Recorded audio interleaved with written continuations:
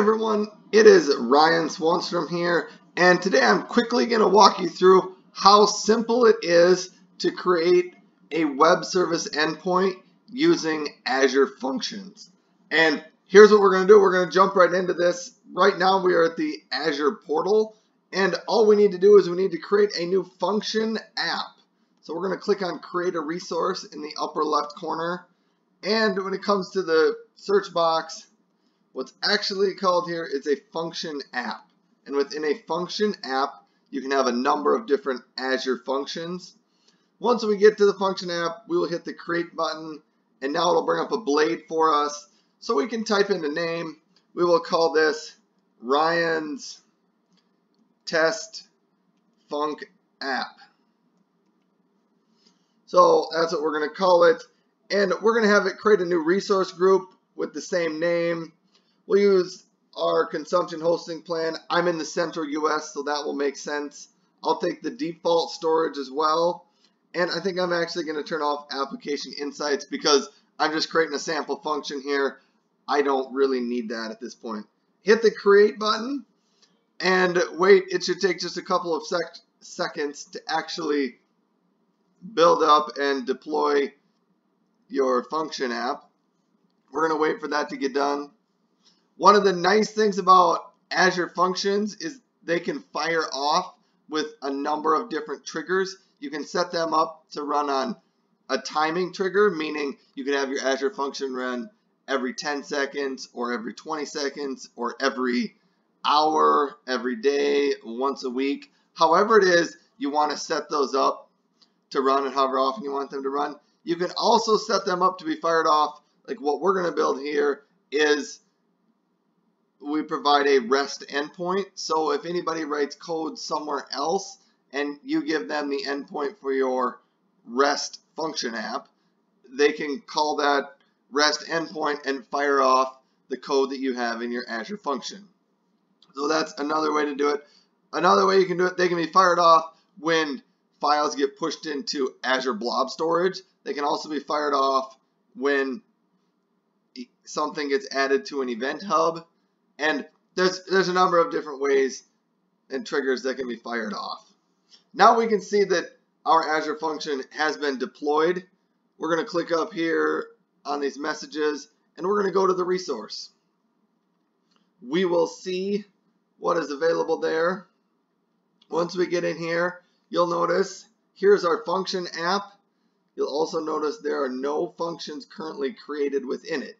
It just created the default function app, which sort of serves as a wrapper for the Azure functions you can put inside there. I'm going to click on function, the plus sign next to function, and close out this message over on the right. Now we'll notice that there are a couple different options for us to quickly get started with a pre-made function. There's the webhook API, there's a timer, there's the data processing. If you don't want to use any of those, you can go down here and you can choose your own custom function. I'm going to click on the custom function down here. And you can see what's in here. HTTP trigger, timer trigger, queue trigger, blob trigger. So this is where you get some of those other triggers that are available. I'm going to go back to the quick start. And I'm just going to click on the webhook API. I'm going to use the C# programming language. You'll notice the languages that are here, C#, Java, or Java's over here, JavaScript, and F#. You can choose any of those languages. I'm just going to go with C#. Create this function. It should fire up very quickly and have a function that is out and ready to be called. That's really all it took. Our function is now up and available.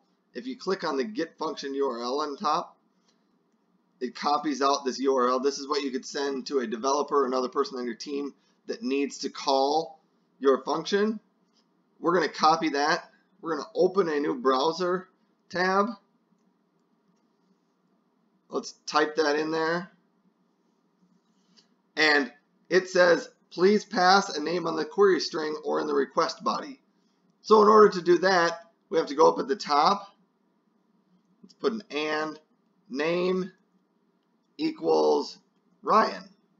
and then let's hit enter. And now you'll notice it says hello Ryan. That's all it took for us to create a function app and a web API that runs some code when somebody calls and hits our REST API. A quick run through what happens in the code here. All we have to deal with is just a couple lines of code here. And you'll notice it pulls out the parameter if name equals null. It pulls out the parameter. Down here it says send back this as a response, hello plus name. And that's what you have. That's all you have right there to get it done. The first part, a little explanation. The first part, you can actually set it up to accept name as a query string parameter, which is what we did. So that's what this first section of code does. Or you could actually send along a JSON message with this. If you're writing code, you could create a JSON message and you'll have a name and a value pair within that JSON message. That's what the second part here does. It looks for that, tries to get that body of your JSON there. Anyhow, that is all that it takes to get that going. So I hope you have a chance to try this out yourself and to explore a little bit with Azure Functions.